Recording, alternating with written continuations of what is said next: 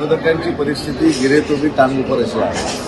ज्यांना पराभव पचवता येत नाही ते लोकशाहीमध्ये राजकारणात राहू नये असं माझं म्हणणं आहे. ज्यावेळी खासदारकीच्या निवडणुका झाल्या, खासदारकीचे उमेदवार हे ईव्हीएमवर निवडून आले ते योग्य आहे आणि आम्ही आता सगळे निवडून आलेलो अयोग्य आहे. मला असं वाटतं की याला काही अर्थ नाही. मी आपल्याला 1 महिन्याच्या अगोदर सांगितलं होतं ज्या पद्धतीनं भाषणं होत आहेत, ज्या पद्धतीनं टीका टिप्पणी होते, हीन दर्जाच्या पातळीला जाऊन भाषणं केली जातात लोकांकडनं, याचा बदला तिन्ही जिल्ह्याची जनता घेईल, मतदार घेईल हे ऑलरेडी मी सांगितलं होतं. 1 जागा फक्त कमी फरकानं आम्ही जिंकायचं राहिलो 2100 मतानं, पण 15पैकी 14 जागा आम्ही तिन्ही जिल्ह्यात जिंकलेलो आहोत.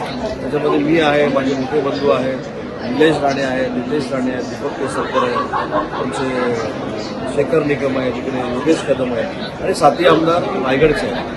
तर मला असं वाटतं की आम्ही रिझल्ट अतिशय चांगल्या पद्धतीनं महायुतीला दिलेला आहे. कोकणातल्या जागांमध्ये राणे कुटुंबातील सामान्य कुटुंबातील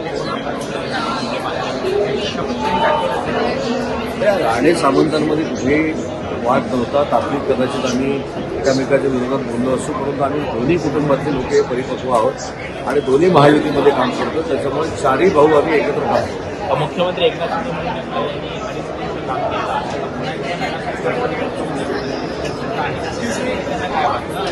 भाजपकडून सुद्धा RSS कडून खास करून भाजपचाच मुख्यमंत्री व्हावा यासाठी याच्यामध्ये एक महत्वाची गोष्ट आहे की तिन्ही पक्ष आज जल्लोष करतात. महायुतीचा विजय संपादन झाला आहे. तिन्ही नेते मिळून ठरवतील की मुख्यमंत्री कोण करायचं आहे. त्याच्यामध्ये नरेंद्र मोदी साहेब मार्गदर्शन करतील, अमित शहा साहेब मार्गदर्शन करतील. तर मी शिवसेनेमध्ये काम करतो, मी एकनाथ शिंदे साहेबांच्या नेतृत्वाखाली काम करतो. ऑब्व्हियसली माझी इच्छा ही असणार की एकनाथ शिंदे साहेबांनी मुख्यमंत्री झाले पाहिजे. तरी देखील या सगळ्याचे अधिकार आम्ही एकनाथ शिंदे साहेबांना दिलेले आहेत. एकनाथ शिंदे साहेब, देवेंद्रजी आणि अजितदादा एकत्र बसतील. नरेंद्र मोदी साहेबांच्या, अमित शहा साहेबांच्या नेतृत्वाखाली जो काही निर्णय होईल तो एकनाथ शिंदे साहेब घेतील आणि तो आम्हाला मांडला. शेवटचा प्रश्न, निकालाबद्दल मतदान घेण्यात आलं. हा जागतिक मोठा विनोद आहे. आजच बोलायचं आजच्या दिवसातला सगळ्यात मोठा, आजच्या दिवसातला नाही या वर्षातला विश्वस्तरावरचा मोठा जोक आहे.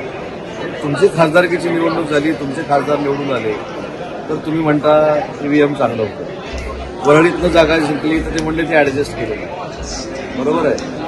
विखवळीतनं जागा जिंकली तर म्हणतात ॲडजस्ट केलेलं. म्हणजे मला लॉजिकच कळत नाही. ठीक आहे, कुठल्या सुटल्या कार्यकर्त्यांना मॉरल सपोर्ट देण्यासाठी ही तजवीज आहे, त्याच्यामध्ये काही तथ्य नाही.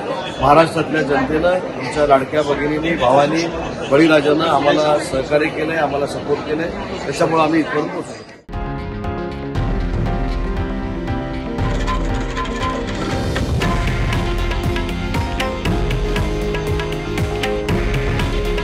हे आहे देशातील नंबर 1 न्यूज नेटवर्क आणि आपण पाहत आहात TV9 मराठी. काळजी तुमची, हित महाराष्ट्राचं.